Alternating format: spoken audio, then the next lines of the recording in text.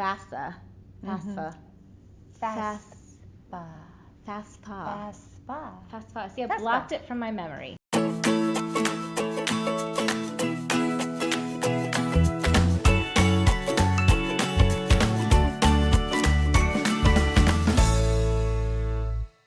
Yeah, you've been following our blog, you know that we're talking about preparing for college. It's that time of year for those of you that are thinking about going back to school or have kids that are doing so, right? Yep, we got our letter yesterday who our teacher is next year. Oh, yeah? It's an exciting time, everyone. It feels real. And Laura and I are we're always in different stages of life, and you hear us talking about that quite frequently on the blog and referring to how life happens and what that looks like. Our plan right now is to get through these years where there's so little they're in childcare, because right now we're spending really a scary amount of money on childcare. Yeah. So the idea of trying to save for something as big as college is a little bit daunting. So our plan right now is to get them all through the childcare years. And then as they start aging out of the cost of childcare, what our plan is right now is to take a piece of that cost and just immediately roll it into what we're going to use. The tool is called a Most 529.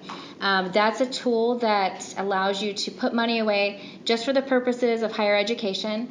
It earns pretty decent interest. It's just for the purposes of school. So if your child doesn't end up going to school, you have to transfer that money to somebody else in your family that is planning to go to school. So when you have a lot of kids, it makes sense. I have 3, so the chances of one of them going to school is pretty high.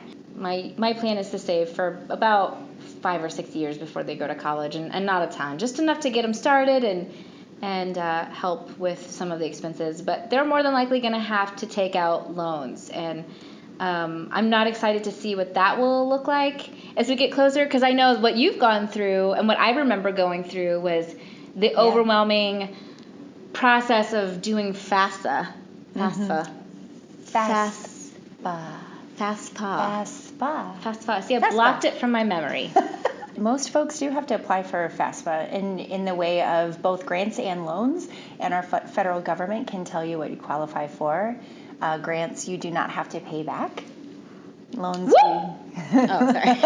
loans you do. You have to pay back those loans. Mm-hmm. It opens up in November for the next school year. So if you're looking to start school in 2019, then in November 2018, you want to get that process started.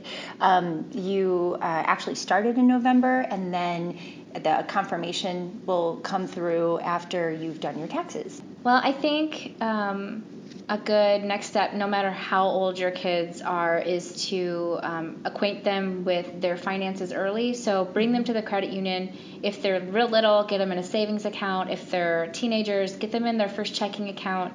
The credit union has lots of tools so that you can help them manage their money so they won't be on their own.